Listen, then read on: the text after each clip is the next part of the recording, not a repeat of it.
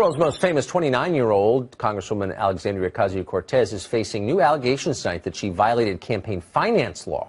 According to a newly filed FEC complaint, the Congresswoman and her chief of staff operated in an illegal subsidy scheme. They ran a network of interconnected political action committees. The complaint says this allowed her to raise more money than she would have been allowed to legally. Melissa Francis is a Fox Business anchor, co-host of Outnumbered, a frequent guest on the show, and very good at detail. So we've asked her to come on tonight and explain what this complaint says.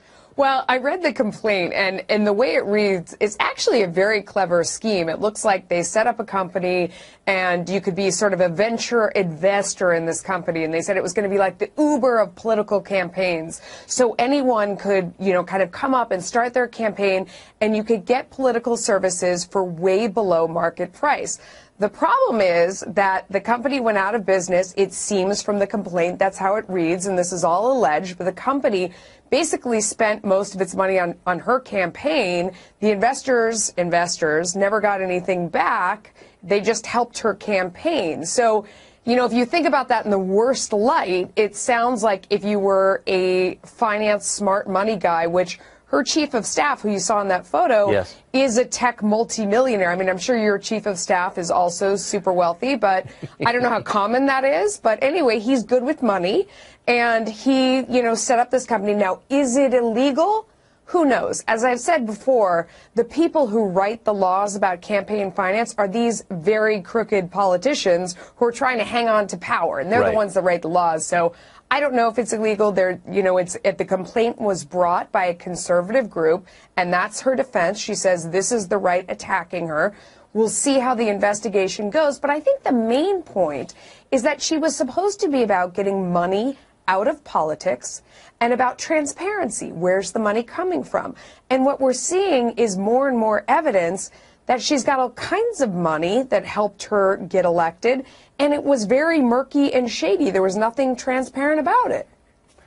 Everything is irony. That's what I'm starting to suspect. And hypocrisy. And hypocrisy. Hypocrisy just abounding everywhere. So definitely keep an eye on this one. You remember last time she had set up a limited liability company so that you couldn't look at how the money was being spent.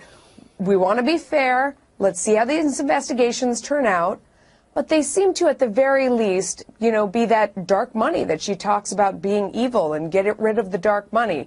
Unless it's, I guess, helping her campaign. I don't know. That's exactly right. The socialist sets up the LLC. I hate hypocrites. Yeah, I do too. I hate hypocrites. They're everywhere. Melissa Francis, you are not one of them. Great to see you tonight. Thank you. Melissa's on final exam tomorrow night, Thursday night. Don't miss that. I'm studying now. Good. I'm going to win. It's a tough one. Words.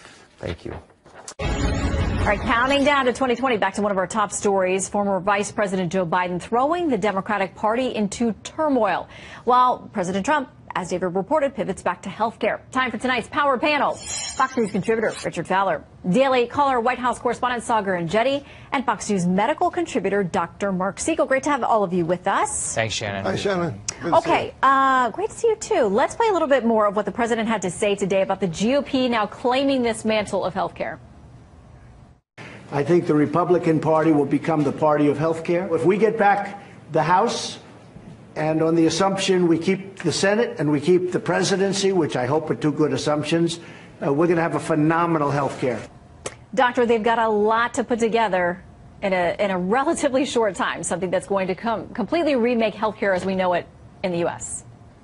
Well, Shannon, I don't think that the Supreme Court or any lower courts are actually going to overturn Obamacare because of a legal argument called severability in statute law. And I'm not going to get into the legal part of this, but there's also the idea that when an entitlement is in place, it usually stays in place in the United States. But that doesn't mean that the Republicans can't be the party of health care and health care reform, because Obamacare has already had its two front teeth knocked out because the individual mandate is gone, and it wasn't working when it was there because 6 million people a year were taking the penalty because they didn't want to pay exorbitant premiums and high deductibles to cover 10 essential benefits that they may never need. What Trump can do, and he's already shown you that he wants to do this, is add more choice. more different kinds of plans, association plans, across state lines plans, skinny plans, more generic drugs to bring down the cost of prescription drugs, and most importantly, in addition to choice, price transparency. He's going to focus more and more and more on that, and you're going to see more shrubbery rather than just the single tree of Obamacare. I predict the Medicaid expansion will stay in,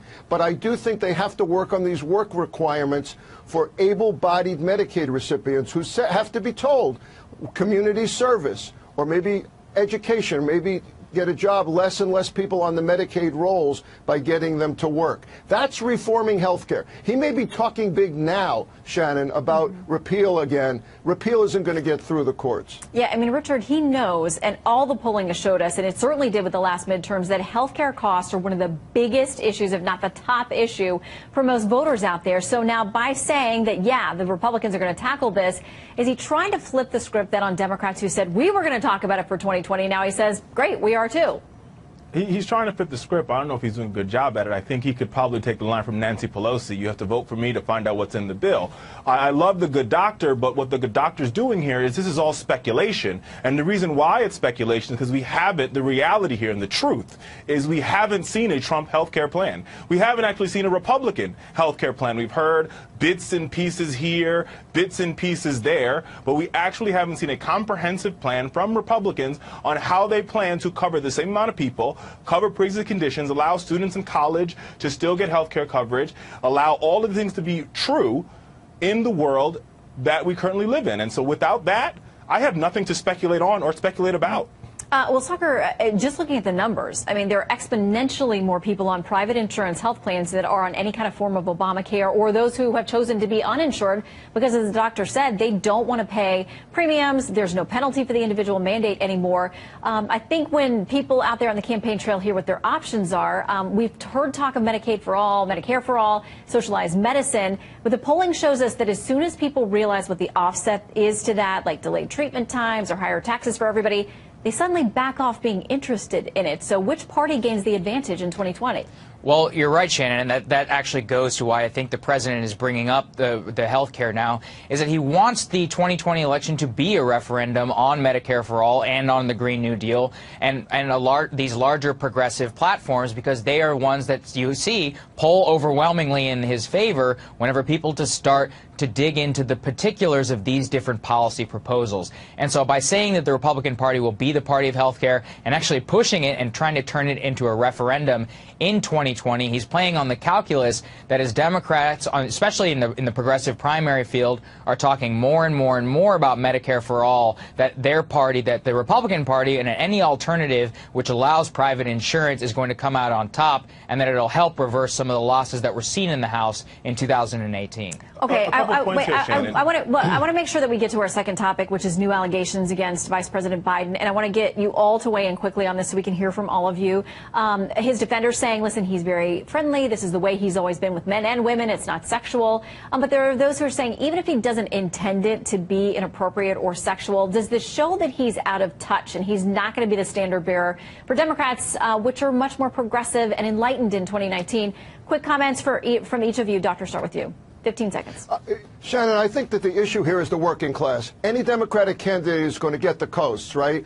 And Biden had some appeal because he might have gone to the purple states like Pennsylvania, like Michigan, like Minnesota, like Wisconsin. The problem the Democrats have is most of their other candidates, people like Harris, people like Warren, these candidates are not going to get the purple states. They don't have an appeal to the working class. They're too extreme. They're talking about socialized medicine. They're talking about socialism, basically. So they have to have a candidate that can go down the middle. Now, maybe Bloomberg, but Bloomberg doesn't really have a big appeal to the working class either. So they got a big problem if they lose Biden. They don't have a centrist candidate. You guys got to keep it quick. Just very quick, 10 seconds for Richard, and then some Sagar on the former vice president.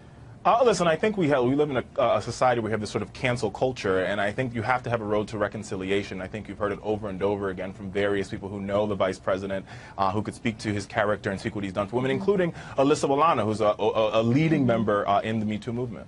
Auger? Well, I'm not sure when it became a progressive position in order to apologize to people whenever you've made them feel uncomfortable. And what it doesn't necessarily matter on intent, it matters on how these things were perceived, and that's where I think we should probably be in 2019. And instead, the vice president seems to be blaming right-wing Twitter trolls and saying that his intent wasn't to feel anybody uncomfortable. Yeah, we'll see if any of this stops him from diving into 2020. We should know soon. Power Panel, thank you very much. Thanks, Shannon. Thanks, Shannon. I want to switch gears now. Obamacare. Sure. Okay.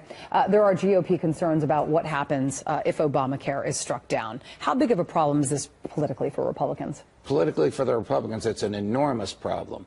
Whatever you think of Obamacare, I happen to think it's unconstitutional. Forcing people to purchase a product, in my opinion, is beyond the constitutional authority that Congress has. The court got around that by saying, well, we're taxing them. So Congress can't order me to wear a red striped tie, but they can tax me if I don't. That's the theory under which Obamacare was upheld. The tax laws were changed under the Trump administration to remove the ability of the IRS to tax you for failure to get health insurance. Right. That's the hook on which this federal judge in Texas hung his hat for finding it unconstitutional. But if the unconstitutionality of it is upheld, what are the Republicans going to replace it with? You have 21 million people in the United States receiving government-subsidized health insurance as a result of Obamacare. You're going to take that away from them? It'll be politically catastrophic, even though I don't think it should have come in the first place. I want to show you the president's latest tweet on Obamacare. The cost of Obamacare is far too high for our great citizens. The deductibles, in many cases, way over $7,000, make it almost worthless or unusable. Good things are going to happen. And then he tags Senator Rick Scott, Senate Majority Leader, Senator John Barrasso, Senator Bill Cassidy. There is nothing affordable about the Affordable Care Act. Let's be clear. Well, I agree with you on that. Senators Barrasso and Cassidy are physicians, which is one of the reasons he has mentioned them. But look, if this involves letting the states regulate and letting the free market regulate, which is what I think should be done and what the president said he would like to do during the campaign, the House Democrats are never going to go for it. So here's what a lot of Republicans are hoping, that the Trump administration loses this court battle and the statute is upheld because they don't have anything in place to replace it, and they can't physically get something done between now and the 2020 campaign. Judge Andrew Napolitano, great to have you in. And I like your red and blue tie. I'm glad you're not getting which I taxed on chose it. freely. I think that's actually purple, but whatever.